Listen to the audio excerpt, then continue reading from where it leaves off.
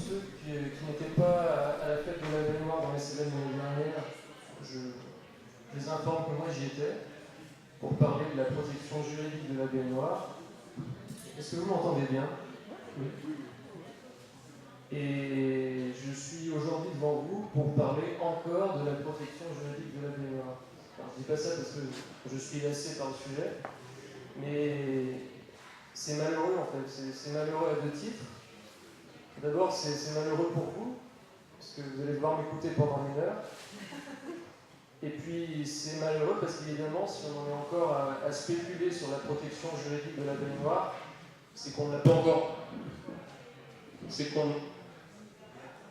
ne l'a pas encore obtenu. Ça fait bizarre. C'est qu'on ne l'a pas encore obtenu. Cela dit, je crois que ça avance doucement, et ça débouchera forcément sur quelque chose de positif, je crois. Et normalement, vous devriez sortir de cette conférence pas totalement démoralisé. On ne peut pas vous remonter à bloc, mais quand même matière à espérer.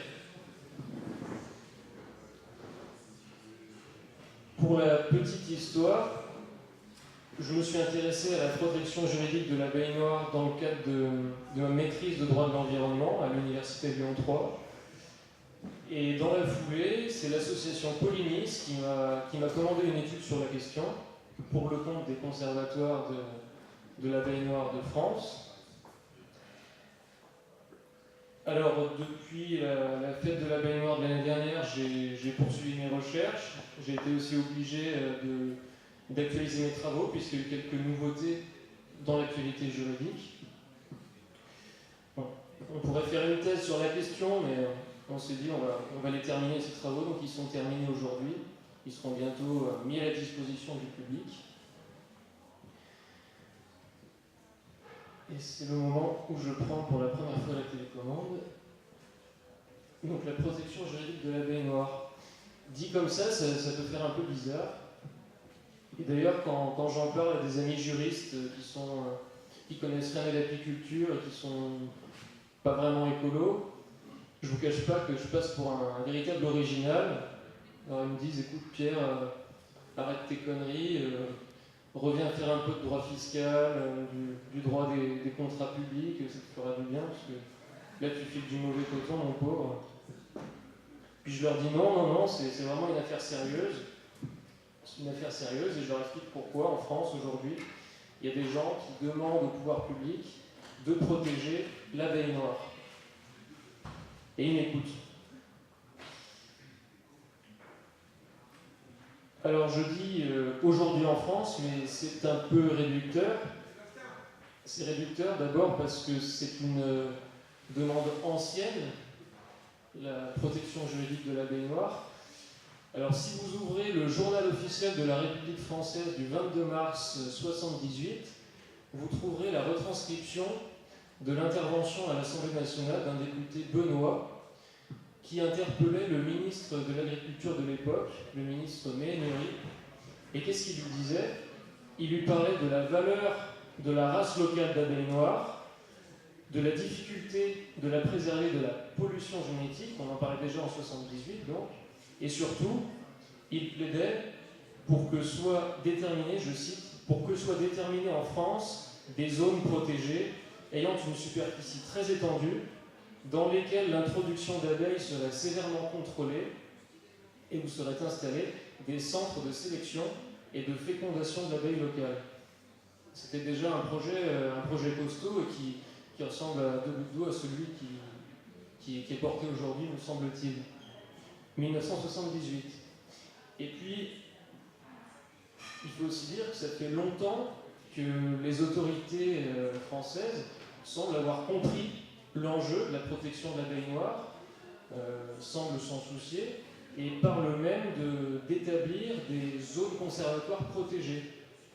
Le meilleur exemple, où il est affiché, c'est la Charte nationale pour la gestion des ressources génétiques, qui a été signée en France, qui a été signée en 1999. Alors, qui sont les signataires de cette charte?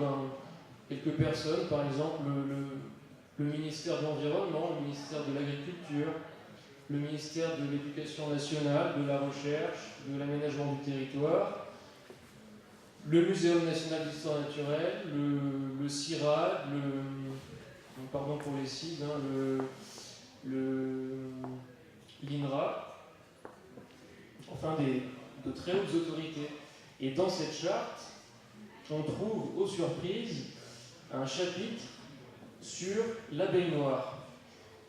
Qu'est-ce qu'on peut y lire? Eh bien, on peut y lire que, je cite, les importations d'abeilles d'autres sous-espèces que l'abeille noire locale peuvent entraîner des perturbations génétiques importantes, voire la disparition d'écotypes adaptés à un climat ou une flore locale. Très bien, continuons. Il est ensuite expliqué que des travaux génétiques sont en cours, à l'époque, déjà, qui visent à caractériser les écotypes français, à évaluer le risque d'introgression, etc. Et surtout, il est préconisé dans... Allô, oui. Et surtout, il est préconisé dans... Vous m'entendez, c'est bon? Et surtout, il est préconisé dans cette charte, je cite, d'accompagner les démarches conservatoires sur le plan réglementaire, en 1999, par le renforcement des mesures préexistantes et l'établissement de mesures appropriées visant à limiter, voire à interdire, des pratiques néfastes au maintien de la diversité génétique des espèces concernées. C'est en 1999, c'est merveilleux. Ils ont compris, ils vont agir. Et ben non. Par exemple, en 2012, on peut lire dans le... On n'entend plus là, si? On t'entend toujours. Ça sort plus ici. Bon, on t'entend bien. On peut lire dans le plan de développement durable de l'apiculture de 2012 que, je cite, la race abeille noire peut être considérée comme menacée car elle fait l'objet d'une pollution génétique constante qui tente à la faire disparaître. En gros, rien de nouveau sous le soleil. Alors tout ça, c'est bien gentil, mais on est le 5 novembre 2016 et on attend toujours des mesures radicales de la part des pouvoirs publics. Alors je pose la question, est-ce qu'on est face à des difficultés purement juridiques ou bien est-ce qu'on est face à un problème en dernière instance politique, de manque de volonté politique? Je pose la question, vous vous doutez de ce que je pense. Alors il faut tout de même se rassurer, nous ne sommes pas les seuls dans cette situation, puisque beaucoup d'autres pays, parmi nos voisins européens qui sont dans l'ère de répartition naturelle de l'abeille noire, demandent au pouvoir public et à leur pouvoir public des mesures de protection de l'abeille noire. Et à ce titre, en ce sens, j'étais il y a 2 semaines avec Gaëtan de Polynice, qu'on voit sur la photo, il est en plein milieu, bien placé, le bougre. J'étais donc au colloque organisé par la SICAM aux Pays-Bas. La SICAM qui est la Société internationale pour la conservation d'Apis mellifera. Et ce colloque a réuni des défenseurs de l'abeille noire qui venaient d'Angleterre, d'Irlande, d'Écosse, de pays scandinaves comme la Suède, la Finlande, le Danemark, l'Allemagne, la Lituanie, la Belgique, la Suisse, la Russie, et un tout petit Québécois. Donc nous ne sommes pas les seuls.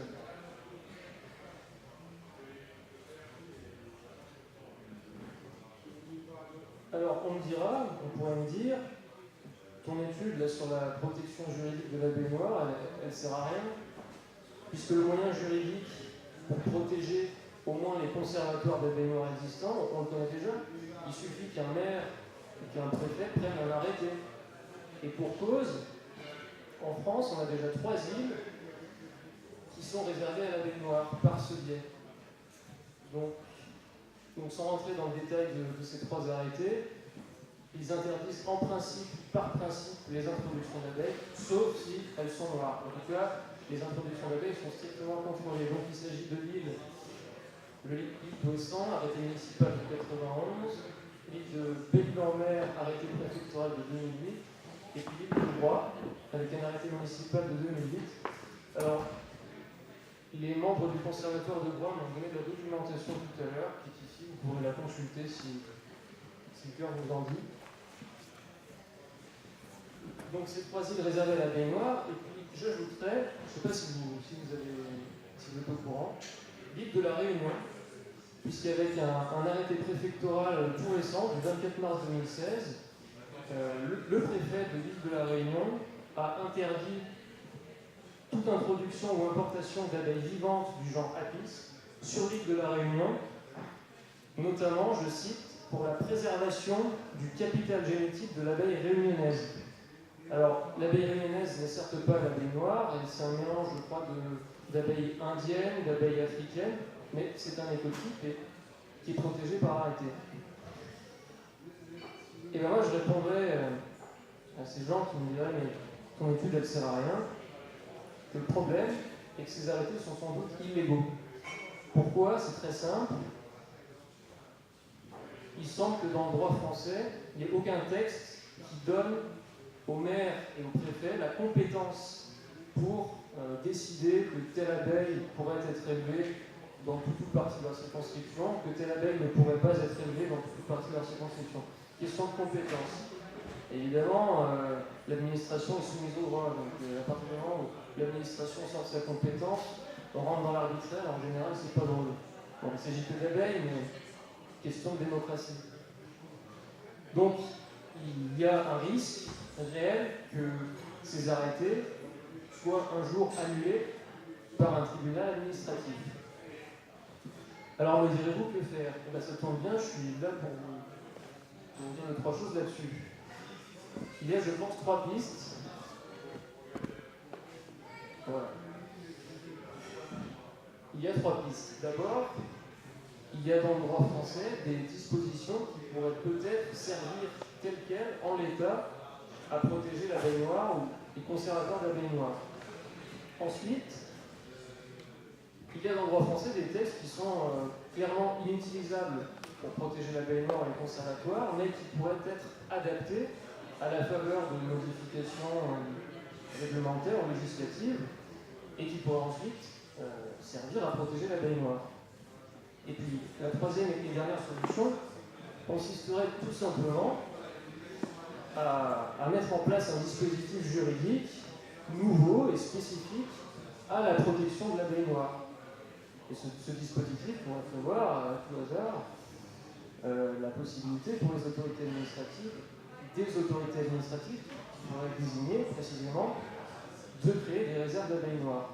Ceci en toute légalité, puisque c'est un problème de légalité auquel nous sommes confrontés aujourd'hui. Donc ce sont ces pistes que je vous propose d'explorer pendant cette conférence. Alors ça peut paraître très abstrait dit comme ça, vous allez voir, c'est en fait très simple. Je pense que nous sommes d'accord pour dire que pour protéger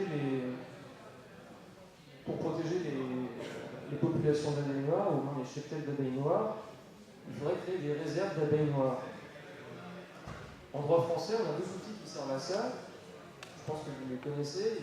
C'est les réserves naturelles et les parcs nationaux. Alors, précisément, les cœurs des parcs nationaux. Un parc national, il a toujours un cœur, une zone cœur. La zone cœur du parc national, c'est l'équivalent d'une réserve naturelle. Ces outils, pourquoi seraient-ils intéressants pour protéger la baignoire? Ça, c'est le logo des réserves naturelles de France, c'est le logo des parcs nationaux de France. Tout d'abord parce que les introductions d'animaux, ils sont en principe interdites, sous peine d'une contravention de la 4e classe, 750 €. Et puis parce que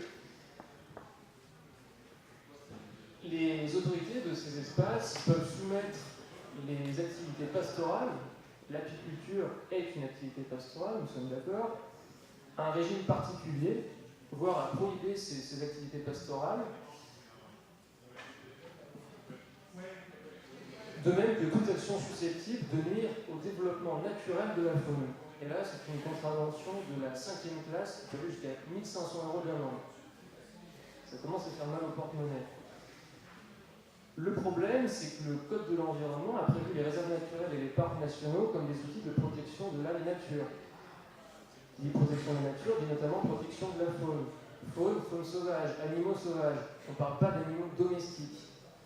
Or, le problème, et ça va trop vite, le problème est qu'en droit français, l'abeille noire a le statut juridique d'animal domestique. C'est pas un scoop pour ceux qui étaient à la fête de l'abeille noire dans les Cévennes, j'avais déjà expliqué ça, mais je vous propose qu'on y revienne plus en détail. On va voir qui a décidé que l'abeille noire était un animal domestique et selon quels critères. C'est ça qui est important. Alors, pour commencer, on a dans le Code de l'environnement l'article R411-5 qui définit les espèces animales non domestiques. Il nous en donne le critère de la domesticité, c'est les modifications des espèces par sélection du fait de l'homme. Les espèces animales non domestiques sont celles qui n'ont pas subi de modifications par sélection du fait de l'homme. Donc, à l'inverse, si on retourne à la définition, les espèces animales domestiques sont celles qui ont subi une modification génétique par sélection du fait de l'homme. Et bien, en application de cet article, un arrêté interministériel a été pris le 11 août 2006, arrêté conjoint du ministre de l'Environnement et du ministre de l'Agriculture. Cet arrêté interministériel, il a établi la liste des espèces, races et variétés d'animaux qui doivent être considérées comme domestiques, et on y trouve, vous pouvez lire, les variétés domestiques de l'abeille, entre parenthèses, Apis SPP. Je ne sais pas comment dire. Alors c'est un peu mystérieux cette formule. Qu'est-ce que ça veut dire? Point d'interrogation.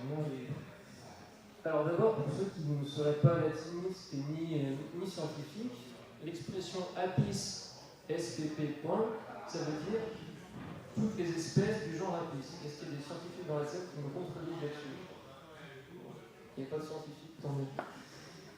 Ça veut dire toutes les espèces du genre Apis. Alors ça ne veut pas dire que les variétés domestiques de l'abeille sont toutes les espèces du genre Apis. Ça veut simplement dire que dans l'arrêté ministériel, on parle de l'abeille qui fait référence aux espèces du genre Apis.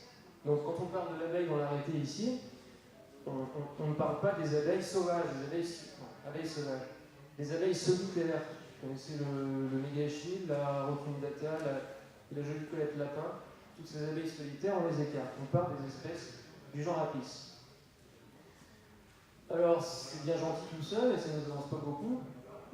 L'arrêté ne dit pas quelles sont les variétés domestiques d'abeilles parmi les espèces du genre Apis.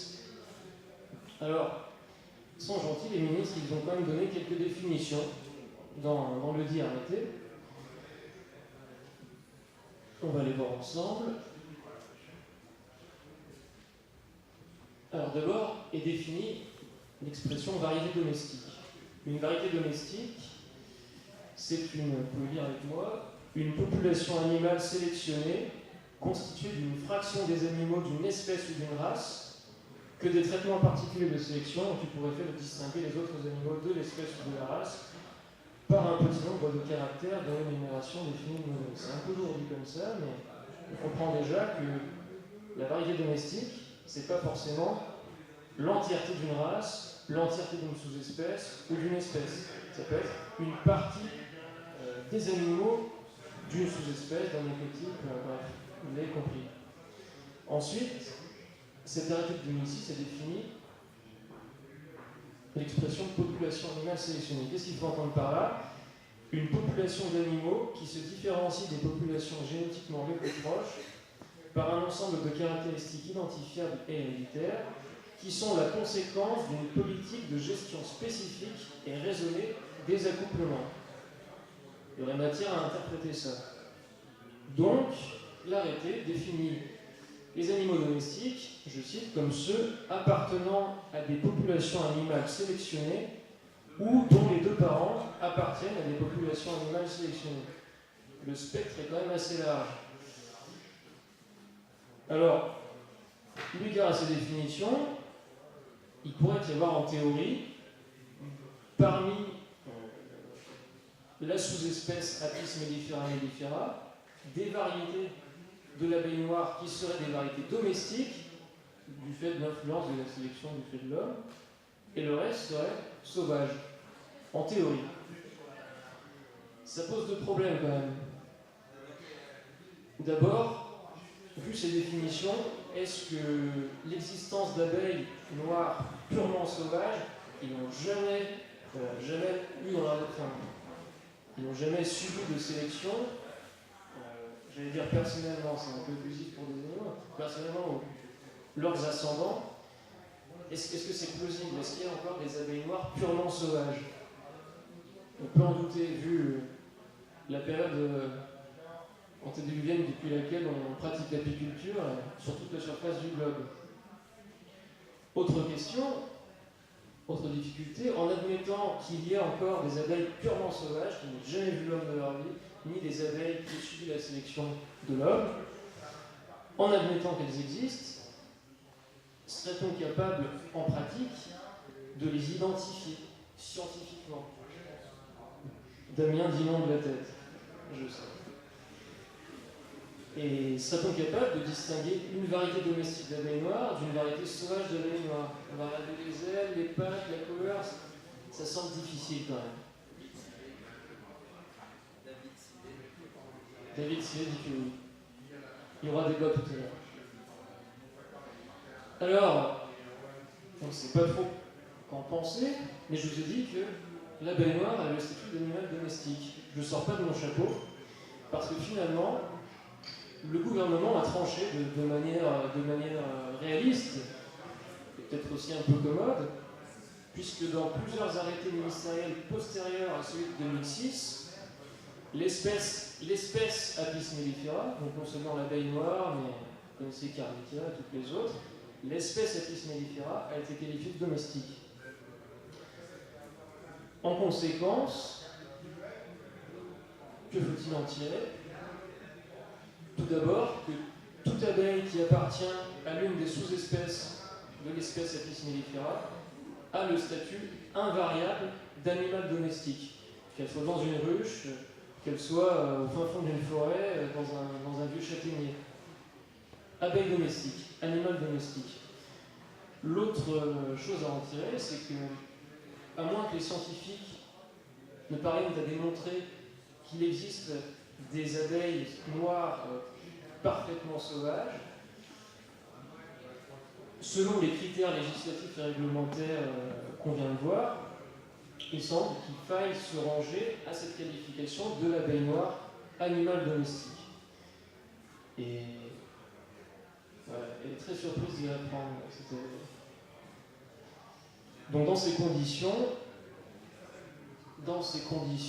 impossible d'utiliser les réserves naturelles et les parcs nationaux pour la protection des abeilles noires, de l'abeille noire. Alors, j'ai peut-être trouvé une petite faille, toute petite faille, on pourrait peut-être s'engouffrer dedans. Il faudrait démontrer que l'abeille noire contribue à donner son caractère, son identité à telle ou telle réserve naturelle, tel ou tel parc national. Pourquoi je dis ça? Parce que dans le Code de l'environnement, il est dit que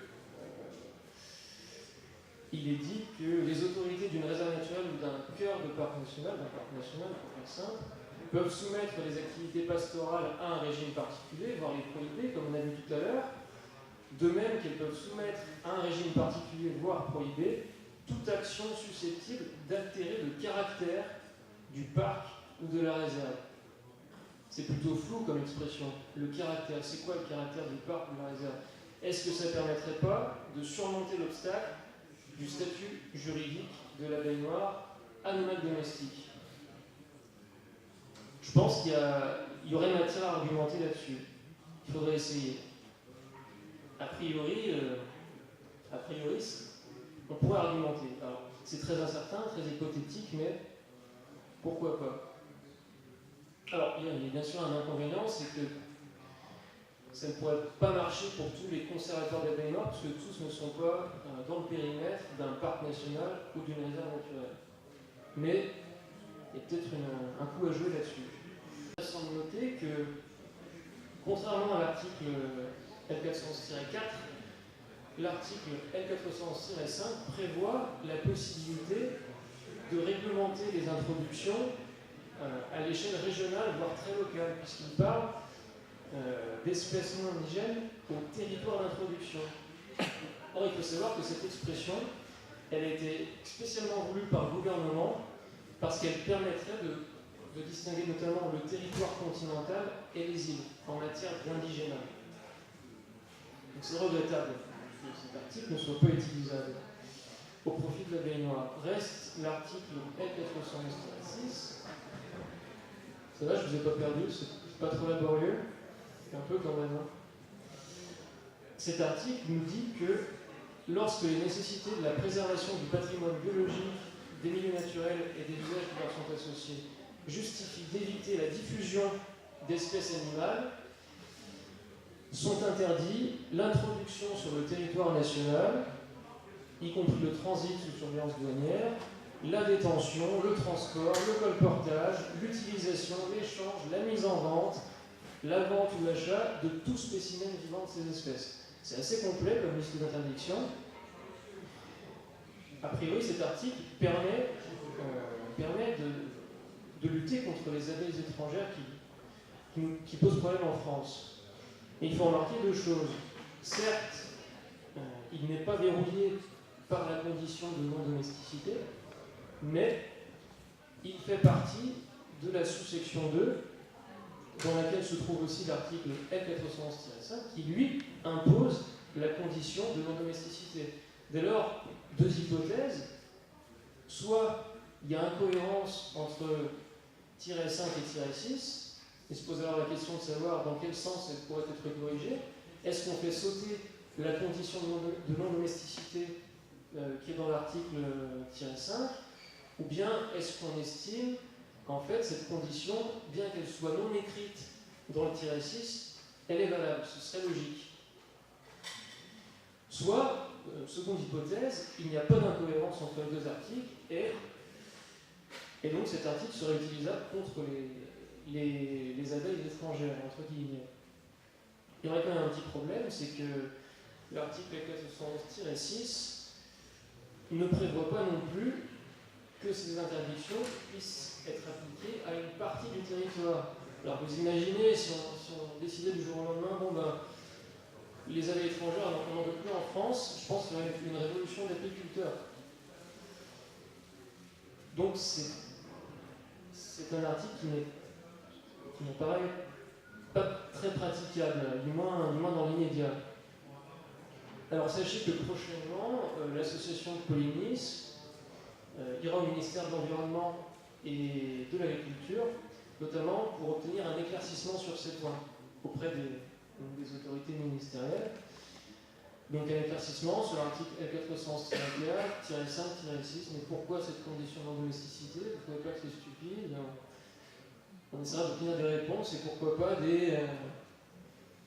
un petit geste pour la baignoire. Allez, pour votre bon cœur. Alors, jusqu'à présent, on a vu, petit récapitulatif, qu'il n'est probablement pas possible de changer le statut juridique de la baignoire en l'état actuel du droit. Sinon, il faudrait modifier les critères de la non-domesticité ou de la domesticité. À l'heure actuelle, ce semble peu probable. On a vu aussi qu'il y avait une toute petite chance de pouvoir utiliser le dispositif juridique existant des réserves naturelles et des parcs nationaux pour protéger la baignoire. Et on vient de voir qu'il pourrait être intéressant de modifier les conditions d'utilisation des articles -4-5-6 pour pouvoir les utiliser contre les abeilles étrangères. Reste à voir, pour finir, qu'on pourrait tout à fait se doter d'une législation, d'une loi spécifique à la protection de la baignoire qui prévoirait la possibilité de délimiter des zones conservatoires protégées. Sachez d'abord qu'une telle loi serait compatible avec le droit de l'Union européenne. En effet, le droit de l'Union européenne permet aux États membres, on le sait, de créer des zones réservées à certaines races d'abeilles mellifères pour les protéger génétiquement. On le sait, notamment depuis la décision de la Cour de justice des communautés européennes de 1998, dans l'affaire, vous en avez peut-être entendu parler, de l'abeille brune de l'île danoise de l'Essonne. En outre, le droit de l'Union européenne, le droit de l'Union européenne permet aux États membres d'interdire les importations de certaines espèces, de certaines abeilles mellifères, certaines races d'abeilles mellifères, toujours afin d'éviter les phénomènes de pollution génétique. Et ça, on sait notamment depuis l'entrée de la Slovénie dans l'Union européenne en 2004, puisque au moment de son entrée dans l'Union européenne, la Slovénie a déclaré eh bien non, nous on a une loi qui interdit l'importation et l'introduction en Slovénie d'abeilles n'appartenant pas à la souche carniolienne. Eh bien, on entre dans l'Union européenne, mais on maintient cette loi, quelles que soient les dispositions des traités européens sur la liberté de circulation des marchandises, etc. Et l'Union européenne a dit pas de problème. Et cette loi, elle est toujours en vigueur et la Slovénie fait toujours partie de l'Union européenne. C'est pas un problème. Enfin, il faut bien voir que le règlement européen de 2014 sur les espèces exotiques envahissantes, dont on a déjà parlé plusieurs fois maintenant, dit que tout État membre reste compétent pour établir sa propre liste d'espèces exotiques quand il considère, je cite, en s'appuyant sur des données scientifiques, que leur libération et propagation auraient des effets néfastes, même si ces effets néfastes ne sont pas pleinement démontrés. Intéressant. Et donc dans ce cas, l'État membre peut prendre des mesures nécessaires pour éviter notamment, je cite, le remplacement d'espèces indigènes à cause de modifications génétiques par réalisation. C'est vraiment du sur-mesure. Il faut aussi savoir que une telle législation répondrait aux engagements internationaux de la France en faveur de la biodiversité. Vous avez sans doute entendu parler de la Convention de Rio ou de la Convention de Berne. Ce sont des conventions que la France a signées et ratifiées et qui engagent les États signataires à prendre des mesures de protection en faveur des espèces indigènes et à les protéger contre les espèces exotiques. Donc, Convention de Berne, 79 et de Rio, 92. Maintenant, vous me demanderez, mais quelle forme pourrait prendre cette loi ou ce dispositif en faveur de l'abeille noire? Je vais sans doute vous frustrer. Je n'ai pas de dispositif, de loi, de projet de loi à vous présenter. Par contre, j'ai trouvé dans le Code de l'environnement et dans le Code rural des dispositions qui me semblent très intéressantes, qui pourraient nourrir une réflexion collective sur ce que pourrait être cette législation. Parce que moi, tout seul, petit juriste, je ne peux pas élaborer cette législation tout seul. Il faut qu'on se mette tous autour d'une table, les scientifiques, les gestionnaires de conservatoires. Ce sera un gros travail pluridisciplinaire à faire. En tout cas, j'ai trouvé deux dispositions très intéressantes que je vous soumets tout de suite. Tout d'abord, dans le Code rural, il y a une disposition législative ancienne qui est l'article L661-1. Qu'est-ce qu'il dit? Afin de prévenir l'altération, entre parenthèses génétique, des semences ou des plants des espèces végétales qui se reproduisent par fécondation croisée, des zones de protection peuvent être créées dans le périmètre desquelles l'autorité administrative peut réglementer le choix et l'emplacement des cultures.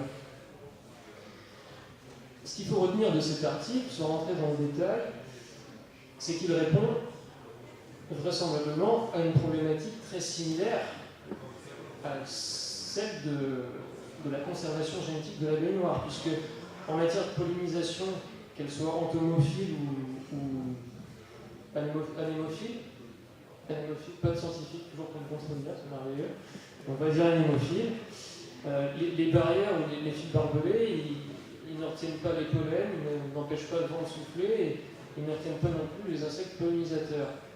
Donc, c'est un dispositif spécial qui a été instauré pour eh bien, pour remédier à une situation très spéciale.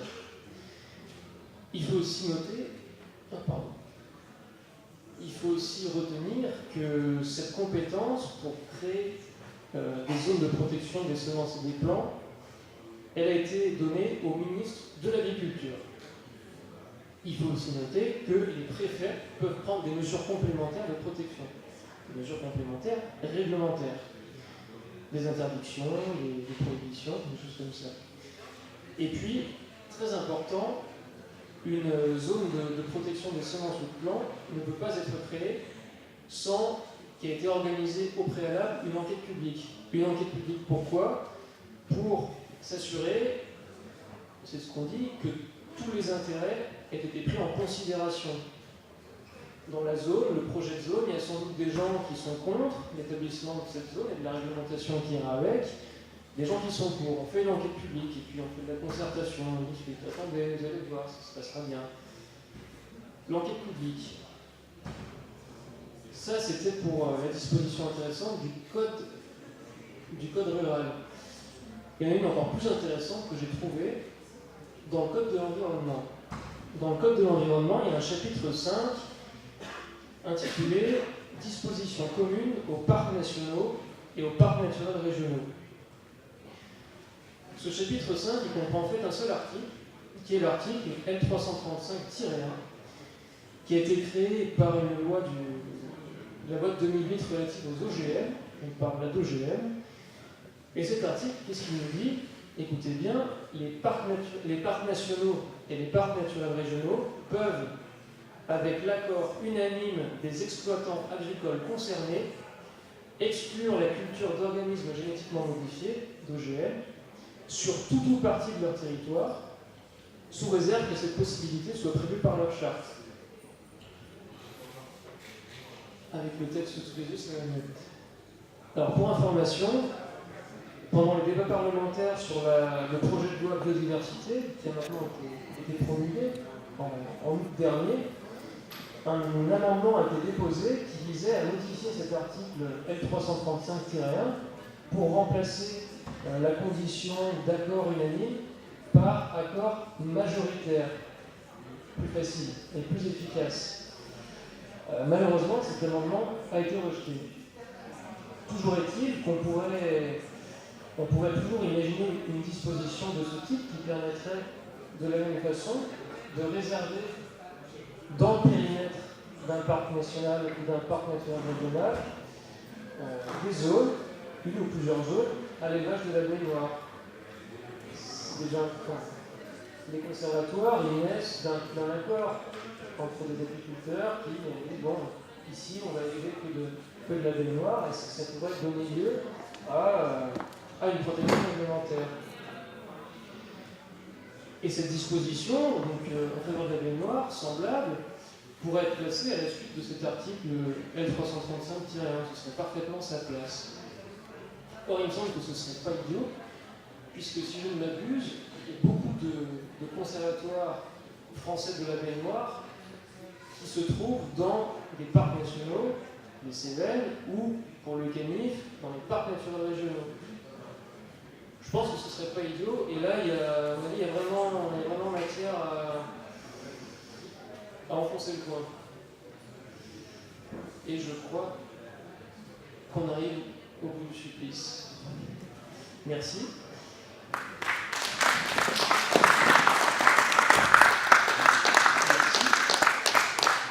Alors, qu'est-ce que vous pensez de tout ça ? Est-ce que vous avez des questions ? Je fais tourner le micro. Des suggestions ? Je vous ai complètement assommé.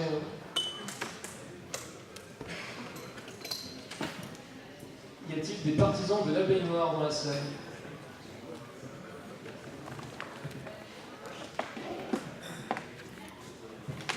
Oui, bonjour, merci Pierre pour ta présentation. Laurine de l'association Police.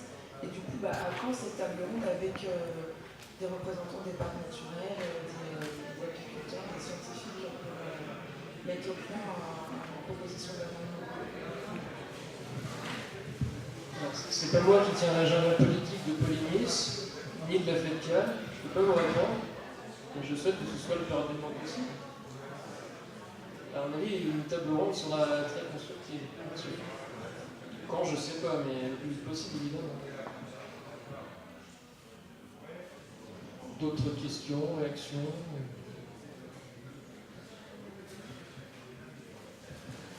Guide de droit.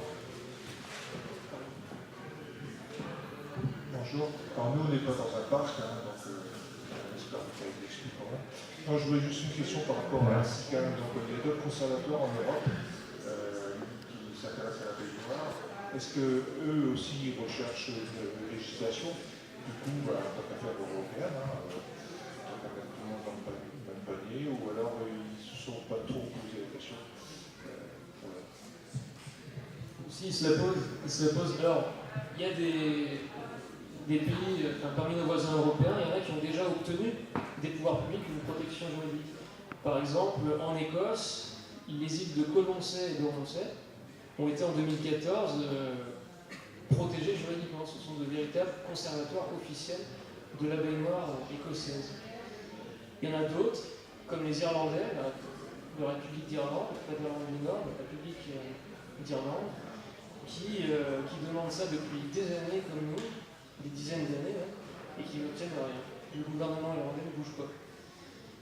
Alors, on me dit souvent, oui, il faudrait, moi aussi je le pense, il faudrait instaurer une protection au niveau de l'Union européenne. Mais est-ce que ça ne multiplierait pas les difficultés par nombre de pays qui seraient partants?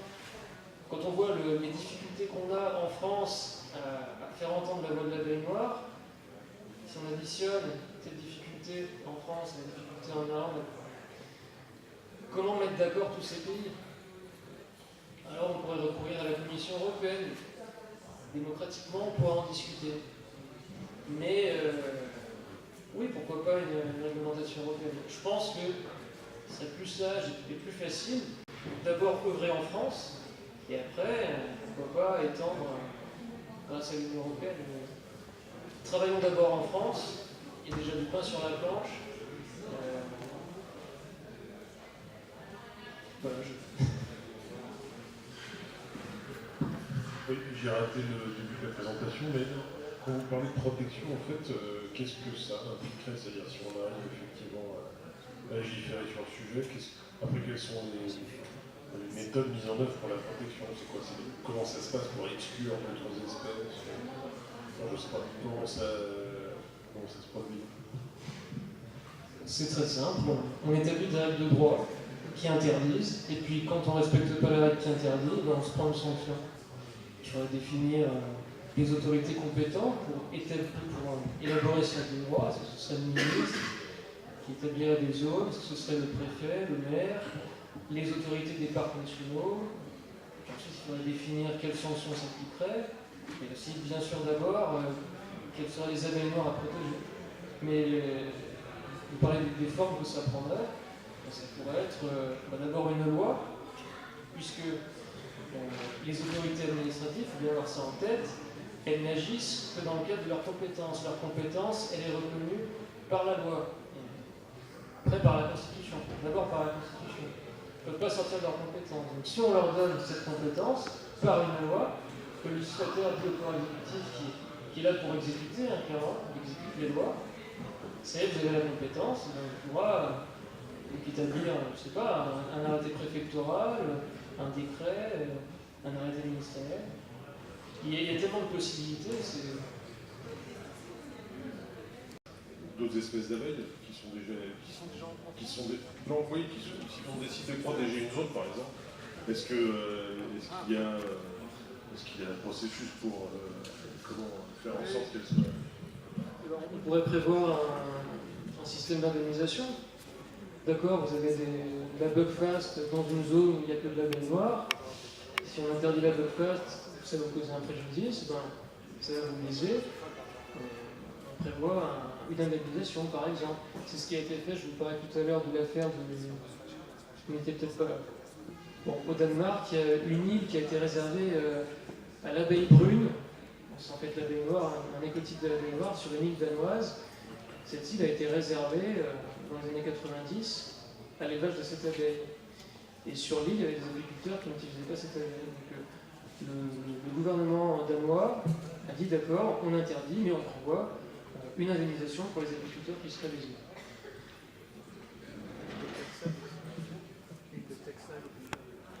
L'île de Texel aux Pays-Bas également. Mais là-bas, ils n'ont pas de protection juridique. Voilà, ils privilégient la concertation à la contrainte. Je pense qu'il faut un peu des deux. Je ne sais pas si vous en aviez parlé, c'est un projet justement de sanctuarisation de l'abeille noire sur l'île d'Ouessant. J'ai entendu parler.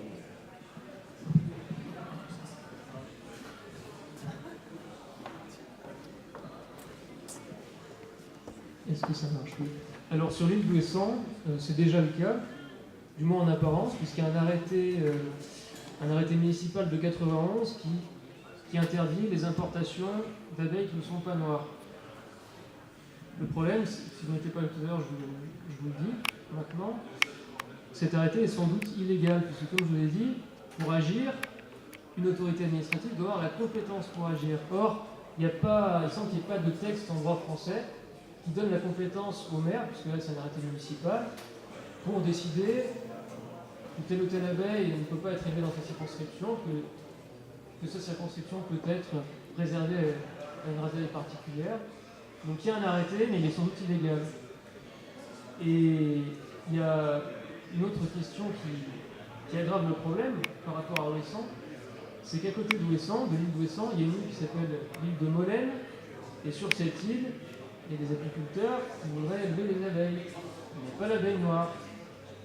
Et donc, c'était l'année dernière, je crois, que les conservateurs de l'abeille noire d'Ouessant ont mené une sorte d'opération commando, et ils sont allés enlever les ruches en bateau qui avaient été installées sur l'île de Molène et qui contenaient des abeilles qui n'étaient pas noires. Il y a une procédure judiciaire pour vol de ruches qui est engagée. Donc la sanctuarisation, oui, elle est nécessaire, mais pour l'instant, les autorités administratives n'ont, semble-t-il, pas les outils. Oui.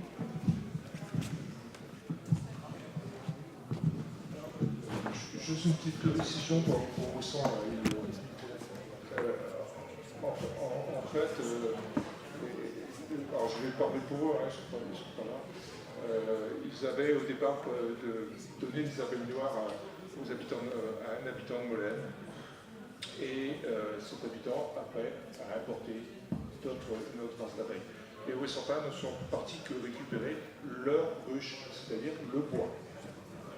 Et il y a eu effectivement une action en justice qui n'a pas été finalisée, puisqu'en fait, ils étaient dans leur plein droit de récupérer leur ruche, qui était marquée, qui d'ailleurs avait été maquillée pour. Voilà. Mais l'affaire est finie. D'accord, donc la procédure judiciaire. Toujours est-il qu'il reste effectivement des abeilles continentales sur Molène, donc sans doute du Varrois. Et le gros souci des abeilles du Ouessant, ça va être l'importation du Varrois possible à partir de Molène. Pour les protections des conservatoires, il y a l'île de Man qui est aussi exemple de Varrois. Pardon, pas la bêtise. L'île de Man, oui. Et là, vous m'entendez? Vous parlez de l'île de Man et c'est intéressant puisque ça me permet de dire que la protection sanitaire des colonies d'abeilles pourrait être au service de la protection génétique des abeilles. Puisque l'île de Man, elle est protégée en vertu d'une décision de la Commission européenne qui a été prise sur la base d'une directive européenne de 92 qui dit que quand un territoire dans l'Union européenne supporte des abeilles et que ces abeilles sont exemptes des maladies de l'abeille que sont la varroise, la loque et la nosémose, on peut obtenir la sanctuarisation de ces zones. Qui dit sanctuarisation dit limitation drastique des importations. Donc ça pourrait servir, ça sert à limiter les introductions d'abeilles étrangères. Même si les importations sont possibles à condition que les abeilles importées proviennent d'un conservatoire protégé de la même façon. Donc ça n'exclut pas totalement le risque que des abeilles d'une race différente soit introduite. Et ça limite quand même grandement, puisque actuellement en Europe, il n'y a que l'île de Man et l'île d'Åland. Et il y a une procédure pour Ouessant qui est engagée, je ne sais pas où ça en est, mais et en plus à Ouessant, situation sanitaire flottante. Oui, j'aurais aimé savoir ce qu'il en était pour la Corse. J'ai cru savoir qu'il y avait une interdiction d'importation d'abeilles en Corse. Alors, pour ce qui est de la Corse, il y a effectivement un arrêté ministériel qui date de 82, qui disait en effet que les importations d'abeilles en Corse étaient interdites au nom de la préservation des abeilles corses du varroa. Le problème, c'est que cet arrêté il a été pris à l'époque sur la base d'un décret qui classait le varroa en danger sanitaire de première catégorie. Or, entre-temps, le varroa a été déclassé en catégorie 2. C'est peut-être l'inverse, je ne sais plus. En tout cas, le fondement de cet arrêté a été abrogé. Donc, l'arrêté de 82 qui interdisait les importations d'abeilles en provenance du continent, c'est en plus limité, ça n'empêche pas d'importer d'Italie ou de Nouvelle-Zélande, ou que sais-je encore. Donc cet arrêté est considéré comme caduc par les autorités corses, par l'administration corse, sans doute à juste titre.